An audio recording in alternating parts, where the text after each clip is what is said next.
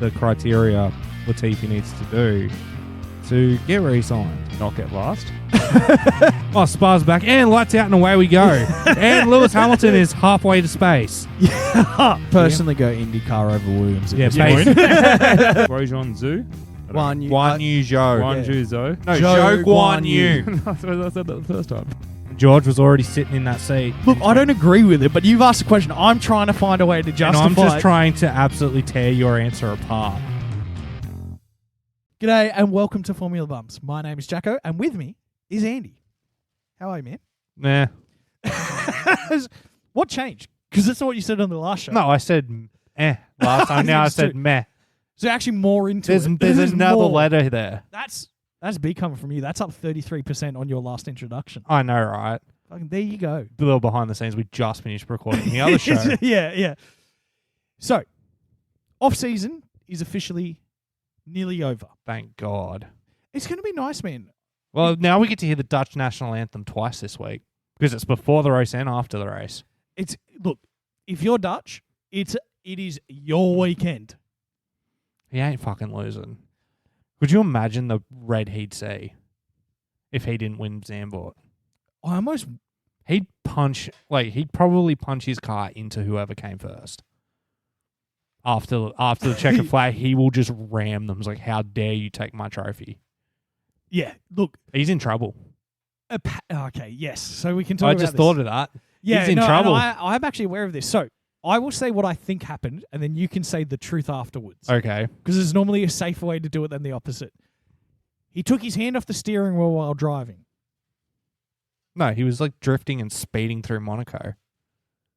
Oh, right. And he filmed himself doing it because that's a really smart idea. Formula One world champion speeding in the streets, filming himself. Which is crazy because it's not like there's no footage of you driving incredibly fast sideways around corners every weekend of the year. It's also in an Aston Martin, what he was doing it in. See, okay. I am a massive I think it was a Valkyrie. Yeah, oh yeah. Yeah, no, let him off.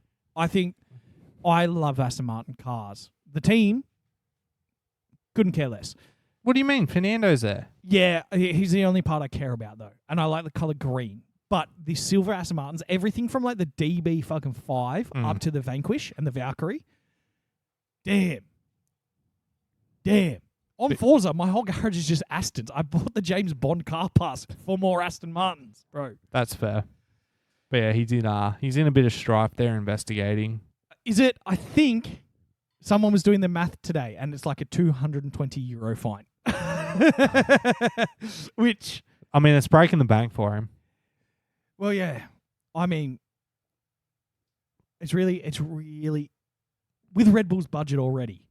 I mean, that's Under salary question, cap. that's like £220. That's like 45 seconds of Red Bull catering right there, my man. I know, right? I think he will get a ticket, and I think everything will move on. Like, that's it, right? Lando Norris came into the sport with like points off his license for speeding. I didn't think he had a license when he came into the sport. Or was that Max? One of them didn't have a license. Didn't have a license. He couldn't drive a car, but he was racing F1 cars. So, yeah, whatever. Like, I'm not shocked. I also don't think it's that huge of a deal. It is dangerous, but like. Also, why are you doing it in Monaco? The song's called Tokyo Drift, not Monaco Drift. Exactly. And we're in Japan soon anyway. Yeah, do it through Tokyo. It'd be great. You can literally find places in Tokyo where they'll take you drifting. Well, that's a thing that you can do over there. You can pay to drive like a really fancy car and go drifting in it.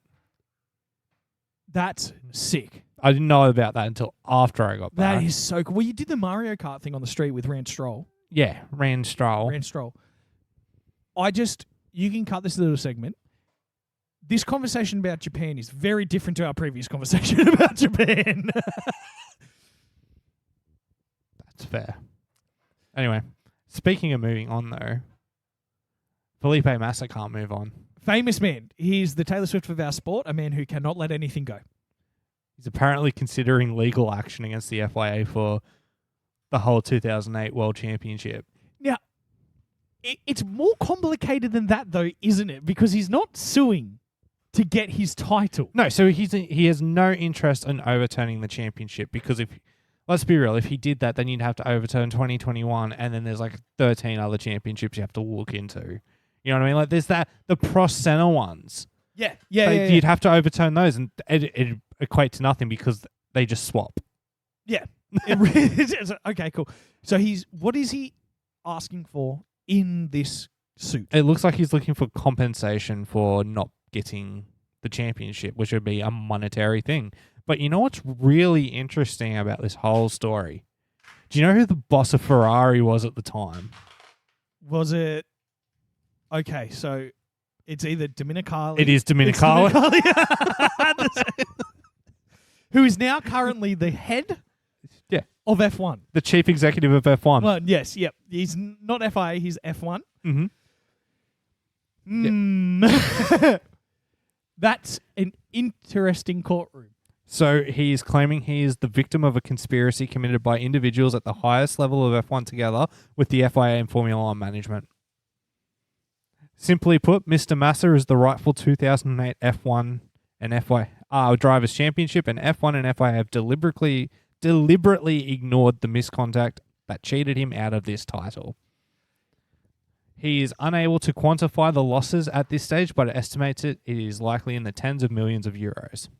So I have a couple of questions you might not have the answers to. I probably don't. I'm not a lawyer. No, and it's less about the law. So do we know what country the suit is in?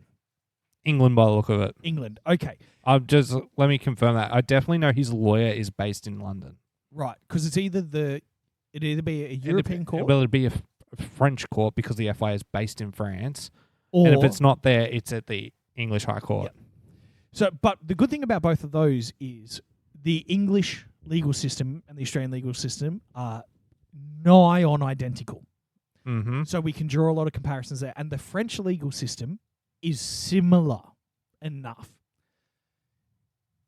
I don't recall a case like this going through, right? So this is what would come under common law. Yeah. Which is based on precedent. And first of all, this is not legal advice. You have to say that, apparently. All the lawyers I watch say that. Yeah, I know. But this can be a massively significant... As much as it's kind of funny, if this does get heard in a court and a ruling is made, and it sets a precedent of challenging it, it does leave the sport in a very precarious position with countersuits and new suits opening up about other conspiracies. See, I don't... It all depends on what the outcome is rather than the whole idea of the suit, I feel. Go on. Because if all he gets is some money for it, well, let's look at the prime example of someone getting cheated in massive quotation marks here out of a world championship, and that's Abu Dhabi 2021. Everything Team LH is like, oh, it's the fucking worst thing that happened. It's the fucking apocalypse, this. Is it? This is the worst thing to happen since a bomb was dropped on someone. This is not the best thing since sliced bread. This is not the best. This is what they always bring up when anything goes wrong. It's a hate crime. Anyway. It's true, though. If it's just monetary, like he doesn't get the championship overturned, which is not what he's seeking. Yep. And it's not likely to happen. But in the small 0.0000001% chance that it is, then it will open up new court proceedings. And then you've got to look back at 2021 Abu Dhabi. Can Lewis sue the FIA and get his world championship back? Because then he'd be a 6-time world champion, by the way. Because if he loses, he's only a 6th one, so he's going to be like, well, I want my 7th. So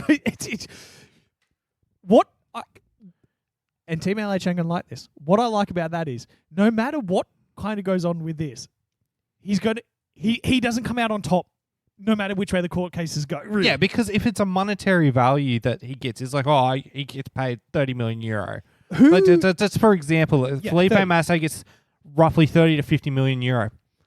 That's chump change to Hamilton. What's he going to care? Well, do you think... Because my next question is, who will be financially culpable for the loss? Because FIA and the Formula 1. Yeah. So it will go organisational. So it would be Liberty Media. Liberty Media mixed with the FIA would have to pay. Was Liberty Media owners back then? It was Bernie Ecclestone, who is not compliant because he's got nothing to do with F1 anymore. Even though it's his comments that have started this. I genuinely think that this is going to be quite a long and drawn out process, which is going to uncover a fair bit about the dark underside of this sport, right? Because I don't think it's fair for Liberty Media to have to pay, but Bernie Eccleston is no longer in a financial position to be able to pay that. You know what I mean? Yeah. It's the ruling, if this gets heard, is going to touch on quite a few different aspects of this sport. I hope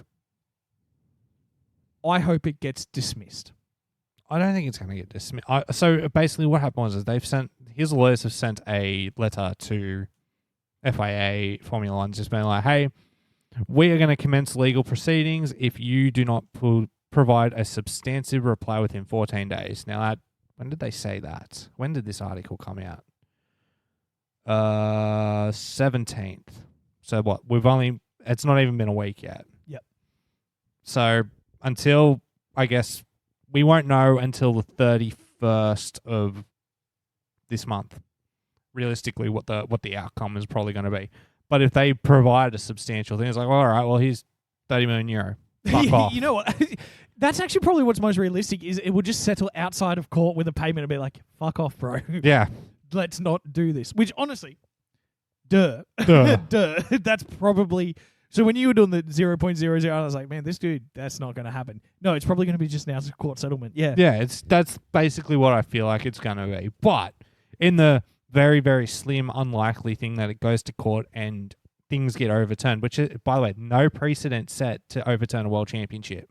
And that's why I'm saying whatever precedent is set from this will either open or close a lot of doors, right? Yeah, because if for some reason they decide, all right, well, Felipe Massa is the 2008 world champion, there's the precedent to overturn 2021. There's the precedent to swap Prost and... Well, actually, no, it doesn't do anything for Prost and Senna because they both crashed out, and it doesn't mean shit. Yeah, it's now that I think about it, weird situation to be in. And actually, you know what? It does, because Schumacher crashed into Villeneuve, and Villeneuve made it through to win. So there is implications there. But everyone I can think of, the winner of the championship, the man who was punted off, is in the right. Yeah. You know what I mean? Yeah, I do. It's ridiculous. So, on that note, right, let's do a hypothetical. Say it goes to court. Everything we say goes horrifically wrong. Not only does the FIA owe Felipe a lot of money, he gets given the honours of being the FIA World Championship. I hope they do what they did to Max last year for him. Take him to just a random car park, tell him, hey, man, you kind of won. Anyway, there's your ribbon, and then they just cut the broadcast. Like, I hope it's such a shit show of a ceremony.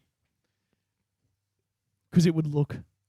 Can you imagine, though? Like, that'd be funny. They're like, all right, okay, so Felipe, you are come down for, like, the... And then Lando smashes the trophy. Oh, Lando would smash the trophy, too. It's kind of funny to think about. Yeah. And I think... there will be some big implications coming from this, no matter what happens. Either it opens the door for litigation or it closes the door completely. Let's leave the court there, though. Yeah, because until we got more information about it, we're only speculating, and that's not journalism. No. Racing's back. This weekend. Zandvoort. Yay. So another Monaco. So I think you just answered my question. I was going to say, let's take the season out of this, and what's your thoughts on the actual track? It's fucking shit. It's going to be a shit. What annoys me the most is it looks so cool, right? It looks like a roller coaster that should make it the most insane racing. But it's not. And it's not. It is because it's so crazy of a track, everyone has to drive it the same way. And there's no places to overtake. You either have coming out of the last corner onto the straight, and that's a dive bomb pass, or at the end of the first, or corner one. Which is still... Again, just. Yeah, it's just not gonna be a fun race. No, it's just gonna be a parade for 70-something laps. I don't even know what we're so worried about. It's not like we're going to be able to see the fucking track anyway with all the flares going That's off. true. They do like to blow up the orange smoke. Although I'm pretty sure. They're banned. No. I am going to look up the exact thing. So it's currently cloudy over there. But Ooh. from Thursday onwards, there is a 90% chance of precipitation, a 50% chance, an 80% chance, and a 80% chance on race day. So you have to answer this honestly. Are you hoping for a wet race or that they cancel it and you don't have to watch it? Which one do you want? I need to look up something else. Okay. Hold up. I just need to find out when their next game is. It is 2:30 in the... Oh, no. I want them to play. I want them to race because I have to wait till 2:30 in the morning to watch West Ham play. Damn, that hurt you to say too. I know. Yeah, I'm just sitting. I'm like, I'm going to have no sleep before work that day. No, that's an all-nighter. Because what? The 2:30 game knocks off at what? Like 4:30. Yeah. I'm like, oh. I hate watching sport in Europe because So do they I. put it on at stupid o'clock for Yeah. us. Right. Just make them all night races. That'd be great. No, here's the kicker. If that was a 3 o'clock game in England, I'd be able to watch it quite comfortably. Anything past 3 o'clock in England, I can't watch comfortably. I consume a lot of my European sports through highlight reels. I like to watch my games. I would love to. I'd love to. You just have a different level of dedication and attention that you can bring to your habits that I do not have the ability to do. So, I'm just I'm sorry, no, I'm looking at this now. I know this is completely off topic, but the week after we've got Luton Town, and that's the shit stadium that's in a backyard. Yeah, that's the one you showed me recently. Yes, and I'm like, that's going to be the greatest thing to watch when West Ham play there, and I'm not even going to be able to watch it because it's at 5 a.m. See, I reckon I could wake up and watch. I can't wake up. I could wake up and watch. It's harder for me to stay up and watch. I can wake up. I can't stay up. I might have to watch that one. Oh, but it's Saturday. Yeah, I can't watch that. I'm going to have to watch that on the Sunday. But I'm off that Sunday, so I could watch it, like wake up and watch it. Anyway, it's going to be great because that stadium just looks fantastic for away fans. You got to walk up through like a fucking stair. Oh, it's great. Well, because like that's the thing, right? Because Miami is essentially the same thing. It's built in a car park in someone's backyard. Basically. Right. It's just the backyard of a stadium. Yes. However, what the difference is, they put a lot of effort into make Miami look like a cool, unique track. This Luton Town Stadium is straight up, you walk up someone's side fucking walkway into the stadium. Yeah, it's great. Aren't they upgrading it? They were meant to upgrade it to be Premier League safe or whatever. I don't know. I haven't seen what the upgrades were. I'm going to guess that they had to have proper broadcast facilities. You can't just have some dude with a megaphone screaming. Yeah, I'm going to assume that's what they've had to do. They've had to put in a proper broadcast facility. Maybe. Let's jump back to racing, though. I know, that was for the other show, but it was just... I can't believe it's me saying let's go back to racing, because in the other show, I wanted to talk about racing. You're like, why are you talking about racing, bro? We're talking about that next. Yeah. I didn't want to fucking blow our load too quickly. Look, fair enough. So speaking of blowing loads, that brings me to the story I wanted to talk about. Oh, yeah, this. Yes. So I would say that most people in the Formula One community are aware of a recent novel that has been published by, and I'm assuming this is a pen name, Anita Driver. Are you sure that's a pen name? That sounds like a proper name. But that's what I mean, right? Like, it's got to be, because otherwise, that's normative determinism at its finest. Anita Driver is writing a romance novel about Daniel Ricciardo. I've read the blurb. Have you read the blurb? I have not read the blurb. Well, you give me 25 seconds, young man, because I am going to entice you into what I think might be the greatest motorsport novel of all time. That's a big call out. So the novel is called Overtake My Heart. And I don't think that's a great title, first of all. It just sounds like you phoned it in. Well, also, we've given you the best title for a Daniel Ricciardo porn fucking novel of all time, which don't steal, because I have an idea. Oh, God. Big Dick Danny Rick. Have you seen the cover at least? I've seen the cover, yeah. It's fucking gold. Look, first of all, That's not his face. That's Tom Cruise's face. And secondly, Daniel Ricciardo's not 135 kilos of pure muscle. You don't know that. Rev up your engines for a sizzling, high-octane romance. Overtake My Heart will take you on a heart-stopping ride filled with passion, speed, and heartbreak. Follow Emily, a smart, independent woman, as she navigates the thrilling, glamorous world of Formula One racing and tangles with the irresistible, charming playboy, Daniel Ricciardo. Will Emily's love be enough to tame the notorious heartbreaker? Will Daniel risk his career and reputation for the woman who's captured his heart? Buckle up for a love story that's as unpredictable and as exhilarating as the race itself. This person has clearly never watched a Formula One race because they are rather predictable this year. Yeah. I'm not finished, though. You'll be on the edge of your seat until the very last page. And they have quotes on the back. From who? You will love this. There's a quote from Susan Monza. No, that's not the funny bit. It's pretty funny. Head of Obscure Romance Novel Monthly is her title. Obscure Romance Novel Monthly is the fucking title. I can't believe you'd advertise as, yeah, no one's heard about us. There's another quote from Jennifer Frankershams. Andy, I think they're making this up. What's her title? Erotic Novel Digest. You know what? This sounds just as plausible as Spectrum News 1. Bro.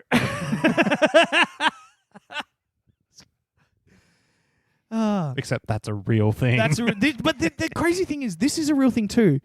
And it has 20 reviews. 20 reviews. 20 reviews. How many are 5 stars? Well, I want you to guess the overall rating.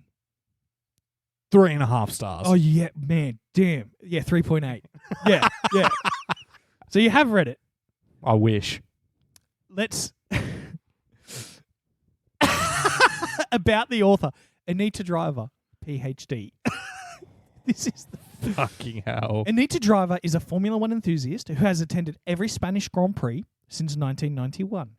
She first learned to love cars when she was struck by one at the age of 9. Oh my God. She currently resides in a flat in New York with her 29 cats, who are all named Bernie Wigglestone. She once shared a cab with Margaret Thatcher and has a very festive pair of ruby slippers that she wears when she's feeling fancy. Can we buy this book and read chapter on their podcast? I think we can. Surely no one will copyright this. It's 50 pages. Oh, we could read that on a fucking podcast. One episode. It's That could be a summer break thing. Like a winter break thing. Yeah, fuck doing F2, bro. This is a bit... Okay. You ready for some of the reviews? Yes. This is my favourite segment we've ever done. This is better than the race is going to be. Yes, it is. It's too good not to be shared. 5 stars. Fantastic. Not your typical love story. This is a fun, yet sexy story filled with racing/F1 references. If you were going to fantasize about a driver, it has to be Danny. So yes, I agree with all the attributes described on the book. 5 stars. Good. I want to get to the bad ones. Okay. This is by Mazza Spin.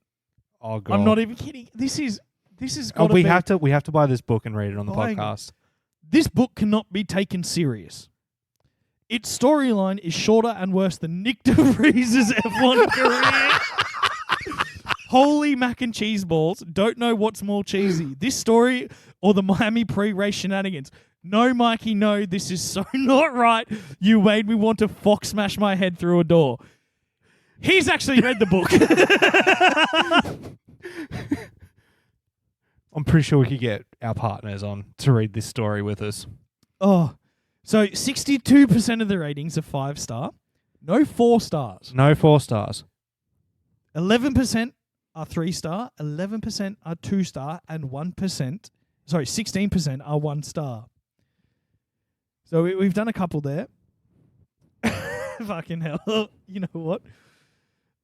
This one just is from Mark. Puts the F in F1.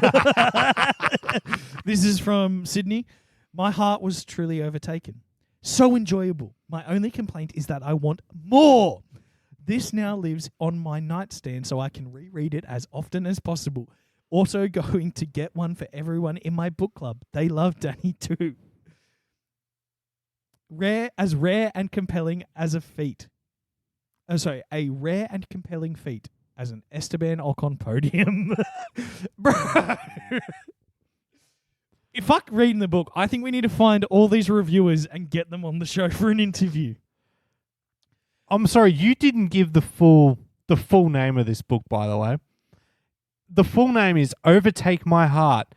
Thick Ric Races for Love. I didn't even see that. It's book number 1 of 69. Here's the kicker.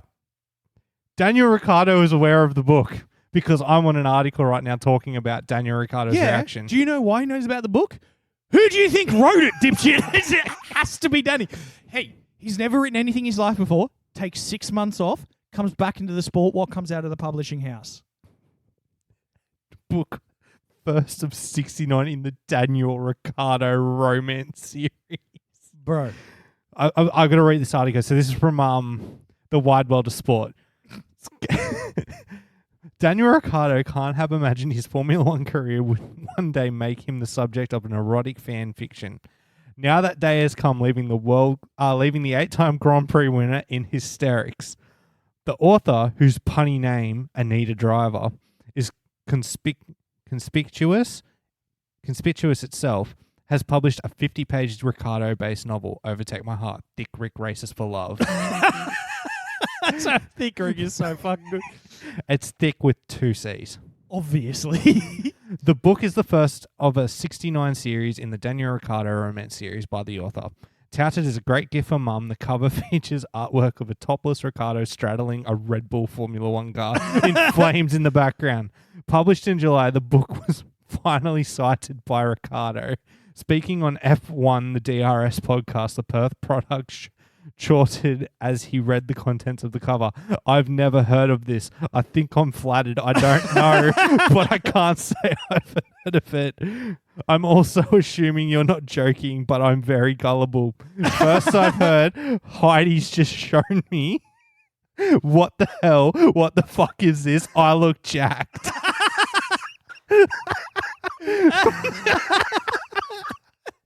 The book listed on Amazon's description reads, rev up your engines for a sizzling high-octane romance. Overtake Your Heart will take you on a heart-stopping...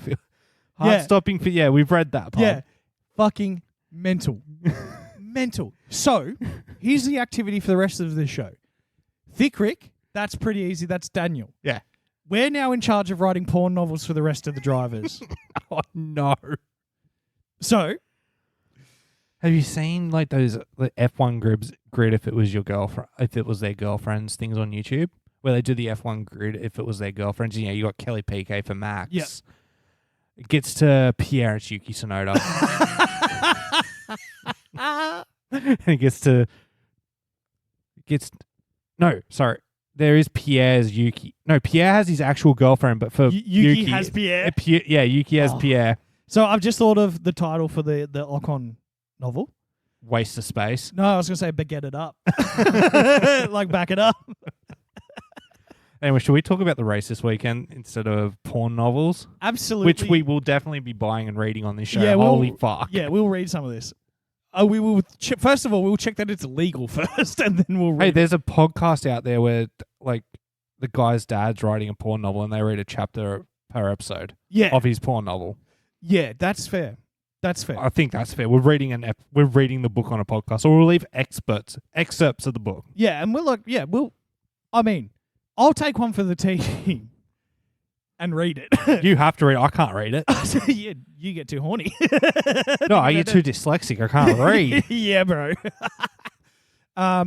We will talk about the race.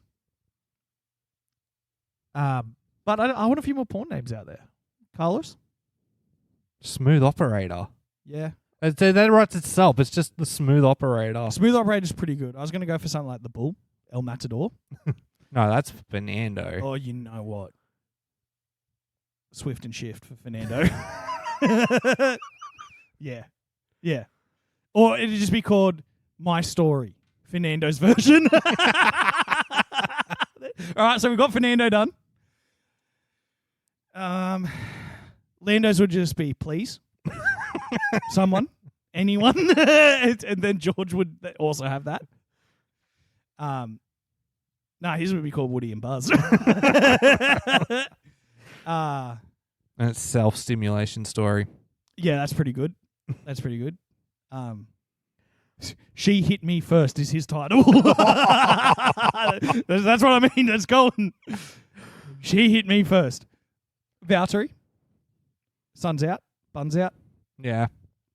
Yep. I can't think of any. Or two of the Valtteri. Because he races push bikes or some shit. Who else is even in this sport? Lance Stroll. There's the lead back to the Japanese sex robot thing.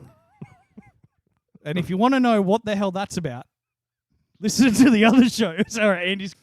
Danny Kvyat's I did it first. And Max's I stole your wife. Max is his new kid who dis. Yeah, no, okay, we can stop talking about porn. Can we now. please Yeah, stop? stop. That's pretty good, but so it's Zandvoort this weekend. Flare City.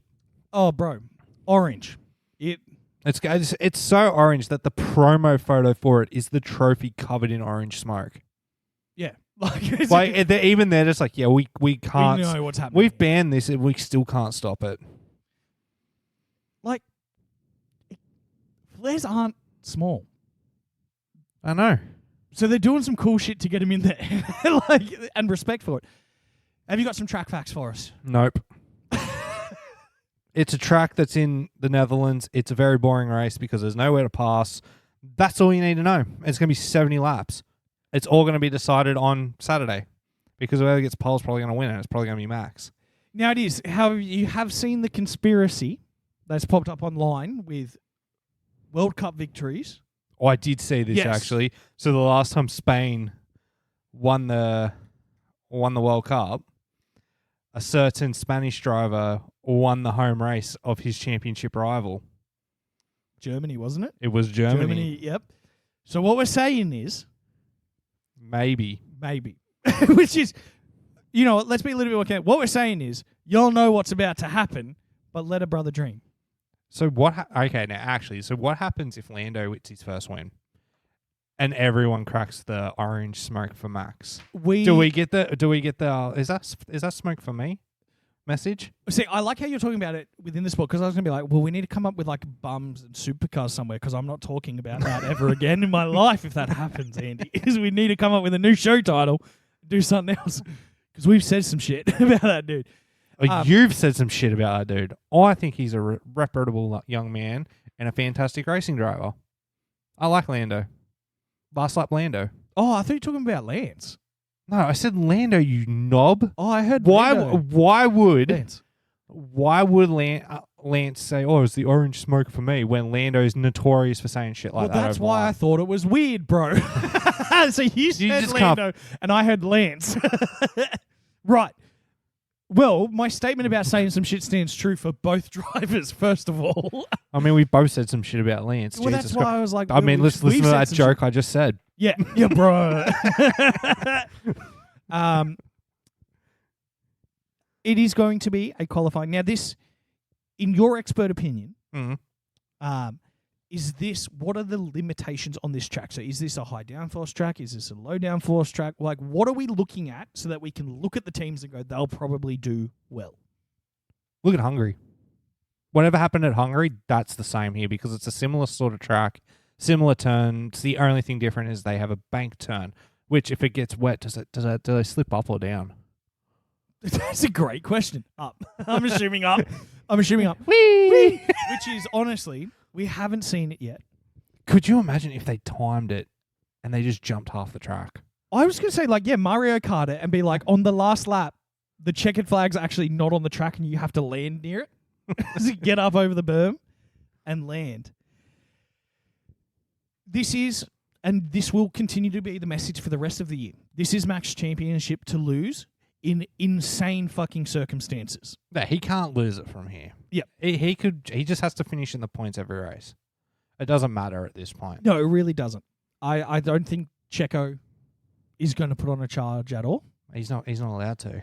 Yeah, exactly. The Ferraris, it's Ferrari. So there'll be a lot of sadness. yeah, well, I don't even think they'll go up to the race. I think they'll be like, you know what, we're not even going to bother this weekend. We'll skip that one. Because we've got Monza coming up. We do. Speaking, That'll be fun. that's always a fun weekend. I am curious to see what the Mercedes will look like on this track. Because Hungary, they looked okay. I think they'll be fine. I think that car does relatively well on this sort of track. Yeah. The only thing I could see hampering it is going to be the wet. Just the wet is just so... It's so unpredictable in this championship. The only thing you can predict is Max is still going to win. Oh, yeah. Yeah. There's no doubt about that. McLaren is going to be an interesting one. So, right before the mid-season break, this team had pretty much completely done a 180 from how they started the year. Oh, I think they're still going to be fine. I think they're going to be up the top there once again. I don't see them dropping down. The only reason I can see them dropping down is if they, for some reason, decide, oh, let's do wet setup, and then it's completely dry. Completely dry. Because that's where they fucked it. Yep. Because that car sucked in the dry at Spa. And in the wet, it was like... It was a gun. Oscar was fucking the fastest... No, Oscar did not do shit in the race. No, the race, no. I'm not talking about the race. I'm talking about when it was wet. Oh, yeah. He was putting in the fastest middle sector by a second. Yeah. Like, I don't know how they've managed to build a car that's just a beast when it rains, which it does like 3 times a year, but like they've done it. It's not that it's a beast when it rains. The car was set up purely for wet. Oh, well, because if you look at the Silverstone race, it was a gun there. The race before it was a gun for Lando there. Like, the car is just inherently better. Whatever they've done is just complete 180 from the start of the year when they were looking at 10th in the World Championship. You know what I mean? Like, they were not looking particularly well. Meanwhile, Aston started out well, but now the development's sort of been drawn back a bit, and now they're struggling, if that makes sense. No, it does. It's being reflected too. And unlike you keep saying, there has been no development over the last 3 weeks. So I haven't said it this week. You haven't, but I know it was coming, so I'm just squashing it right now. There has been no development. They have been on holiday. The next upgrade we'll probably see, there might be minor ones that were already in the works, yeah. At Zandvoort, but Monza's probably the more realistic place that you're going to see an upgrade. And the irony of bringing upgrades to Monza, where it's like you just want to take everything off the car that you possibly can. I know, you don't want anything. You don't want anything on it. That's why Williams is going to come one too. Duh. So the question is, we've got Sargent in Williams and we've got Albon in Williams. Yeah. One of them will be sick that weekend. Who are they putting in there that will then earn a seat and get fired within 6 weeks? Well, who's an up-and-coming driver that deserves a seat? Teo. He won't get it. He's with Sauber. Sauber, yeah. I would also say... Who's a Mercedes young... You know who it'll be? It'll be fucking Mick. Well, I don't... No, it'll be Mick that gets the run because it's already looking like Logan's going to lose his seat at the end of the year, and Toto's already like, I got this German driver for you. He's very good. Well... He only caused $3 million worth of damage. Well, that's the thing, right? I don't know if Mick is actually better than Logan or vice versa. Well, it depends. Like, it depends. Because Logan can't drive the car fast enough to destroy it. And Mick was quick. He just kept crashing. He just kept crashing it. So it's you need to find a middle ground. And he's had a year with Toto. He's sitting there with the headphones on Toto. What? Fuse them. I've been watching Dragon Ball Z again. There is a lot of filler in that show. Yeah, man. But when we were 7 and it was the best. Well, yeah. Side note. I was watching in the background at work today. So when I started, it was the episode where the androids first appear. Okay. I watched it all day, non-stop. Just skip the intros. Next episode. I've only just gotten to where Cell appears. I worked for 8 hours today. Yeah. Yeah. 5 minutes it was meant to take for Namek to blow up. It was 15 episodes. Yeah, bro. Y'all remember the Spirit Bomb, and then 2.5 months it took us to watch him. Throw it. Yeah, and It's painful. And did it work the first time? No, it didn't work. The Spirit Bomb against Frieza doesn't work because Frieza then appears. They think they've beaten Frieza, and then he puts the beam through Piccolo, and then he blows up Krillin, and then Goku's like, "You just killed my best friend," and goes Super Saiyan, and everyone's like, "Oh shit!" And then Vegeta cries because he doesn't go Super Saiyan. And he's like, "I want to be a Super Saiyan." 7 seasons. Super Saiyan. Have you ever seen the abridged? I love the abridged. The abridged is, Bro, it's way better than watching Dragon Ball Z.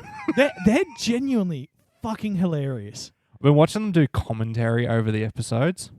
All right. So they're just talking about it, and they can't even help themselves. Anytime they've got a good line coming up, they have to start talking in the voice. And like one of the main guys, he does Vegeta, Piccolo, and Krillin. so the 2 of the 3 most killed characters of all time. If he played Sean Bean, he would be the most killed character of all time. I know, right? So we should probably talk about racing. Well, we already have. There's not much else to talk about. I know, but really, there's not. I know. We know Max is going to win. There's rain, which means something could happen. Who is going to punt it into the wall, and why is it Ocon? So, I think it's Ocon because what he'll notice is that his teammate is right there. They're just right next to him. There. He's just like, oh, bang, baguette. I love the stereotypical shit everyone falls back to when they like hang shit on countries. It's good. Well, because there's that thing, right? It's like French. It's like baguette, cigarettes, cheese, surrendering. 3 of the 4 things are incredibly true about that country, and it's not the surrendering. In America, it's just guns and freedom and eagles. And 3 of those things are 100% true. England, there's tea, monarchy, and colonialization. Colonization, yeah. And Brexit. That's what you guys are known for now. Then you've got Canada. You've said the right word, yeah. They just apologize for literally everything. Lovely people. Sorry, I woke up today. I just don't know why you had to send the worst one to our sport. I know, right? We'd take any other Canadian. We just smoke diaries and drink piss. Yeah, fucking like beer, not piss. Unless you're Todd Carney. Unless you're an NRL player, in which case you have definitely drunk not only your own, but someone else's urine before. Yep. Where else are the drivers from? Spain. There's 2 Spanish drivers. Yeah, and they're just sexy. Yeah, I know. That's just the thing, right? It's like, yep, okay, you guys win. There's Max. Max looks like Slid the Sloth. He looks weird. He's a weird-looking dude. And he's pulled Kelly PK. She's got a thing for slothy-looking dudes, though, because Danny Kvyat was also a chewed minty. I mean, yeah. And then, well, Albon's from Thailand. Yeah, but he's British. Yeah, true. He races on the British license. No, he raced under a Thai license. Thai license, but he's British. He's apparently been approached by like half the teams on the grid for 2025, by the way. Yeah, absolutely. Including top teams. Would you, after what happened with Red Bull, would you put Albon in a top team again? Yes. Really? Absolutely, I would. No doubt in my mind. So, that when he got thrown into Red Bull after Pierre got shafted, he was never going to do well when it was like, hey, your expectation is to come 2nd or 3rd every single race. You are in a car that will not be able to beat the Mercedes. You've never driven this before. It is set up specifically for Max, who likes a very unique car feel. Like, what was supposed to happen? He was meant to come 2nd in every race, clearly. Yeah, that was never an option. No, and then he's come back into the sport. He's kept his cool. He's worked hard. Driving a Williams. Results. He's in the Williams, right? No pressure. I don't think Red Bull's talking to him. No, actually, Red Bull have been talking to him. They've floated the idea of him returning to the fold. They didn't explain why. They just said, hey, would you like to come back? And Albon said, thank you, but no. Well, yeah, because it almost feels to me, and I have no evidence for this whatsoever, But it almost feels to me like if we bring him back into the stable, that just means he can't sign with someone else, and then people can't point their fingers at us and say, see, he was good, you guys. You know what I mean? It feels more like a PR buy than it does, hey, let's join the talent, we'll get you back in the car. Like Danny coming back was definitely about getting this driver back in the car. Yeah. I can't see with the Albon. Although I did forget we had a question over the break. Love a question. Is it chunky? It is chunky, and it does relate to something you've said about the team we were just talking about. Oh, shit. Okay. What is it, chunky? You have said that if you had given a choice, you would rather drive an Indy car over a Williams. Yes. Given that you've said that and what has been happening, do you still take IndyCar over Williams? If not, what team do you choose in the Indy cars? Damn. So there's a fucking hard question. That's a hard question. Okay. I can already tell you what the car you want to drive in IndyCar is. Which one? The one that's teammates with Stingray Rob. Yes, that is exactly what I was going to say. Let me sit on his lap and we'll drive together. Stingray. And I'll be Mantis. And we'll be fucking sick. We'll come last and one of us will always crash. Okay. I think there's two answers to this question. Well, yeah, there's two questions here. I think there's four answers to these two questions. The first one is, if I had the opportunity to go IndyCar or F1 and my only choice was Williams or any team in IndyCar, I would go to IndyCar because I think it would be a better paid, more competitive, longer racing career. Okay.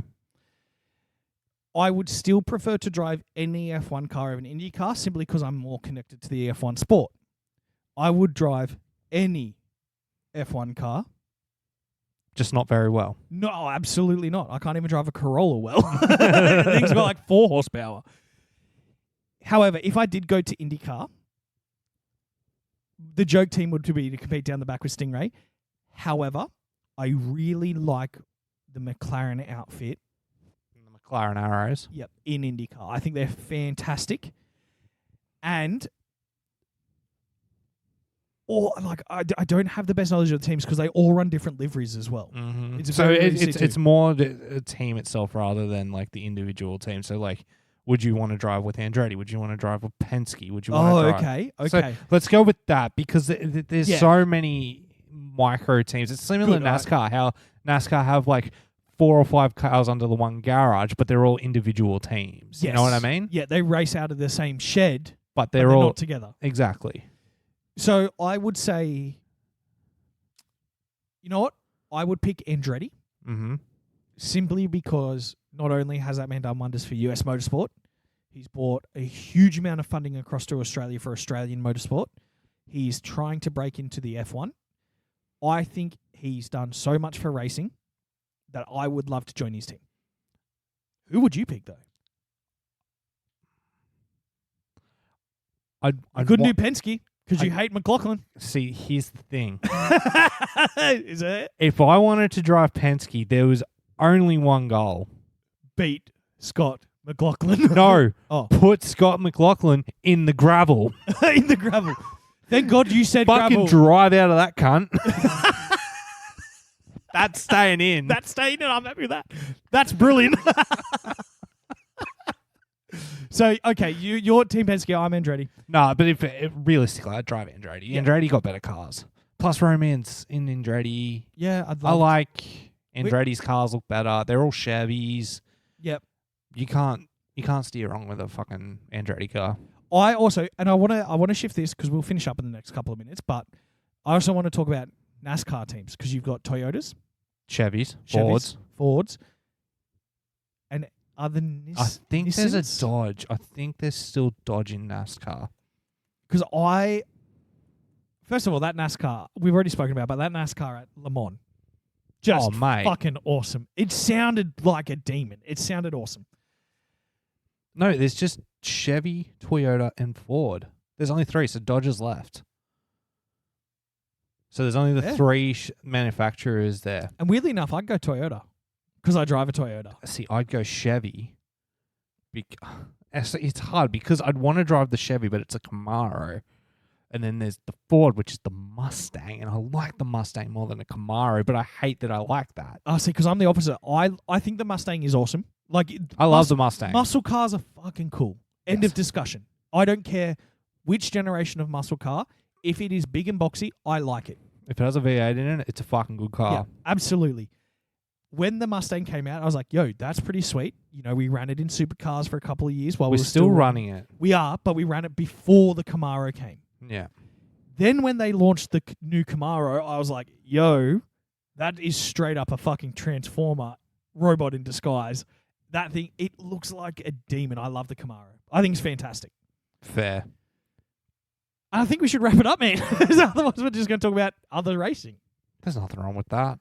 No, I still think I will love motorsport. Motorsport will always be my love, but I do like a non-motorsport racing category. It's not push bikes. It's sponsored by Red Bull.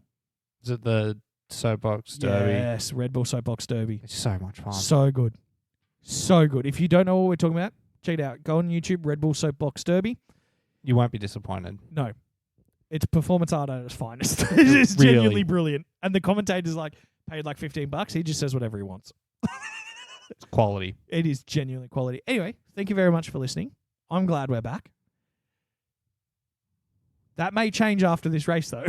We'll see. We'll see how it goes.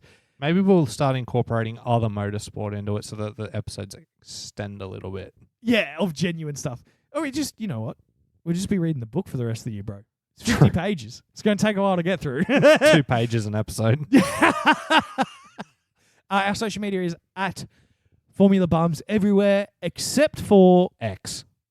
It is now known as X. And they took away TweetDeck, and it's the actually, I'm fucking going around here. I'm so pissed off that you have to fucking pay to use TweetDeck now. What a fucking joke. You have to pay for the blue tick, and then you get TweetDeck on top of it. Fuck off. Give me my TweetDeck back. It was so much easier. What is TweetDeck? It was a way that I was able to manage our social media quite easily, and now I can't do it. And we're not paying for a blue tick. I'm not paying We're for not paying fucking... for a It's blue like tick. $13 a month. I'm like, fuck off. For that? Motherfucker's X. yeah, he's a fucking billionaire and he's charging $13 for a blue tick. Fuck off. Go get your ass kicked by Zuckerberg in the UFC. We're going to have to do a review for that. That's going to be great. I hope It's they gonna- both kill each other. The world would be a better place. They really Anyway, would. we'll see you next week. Bye.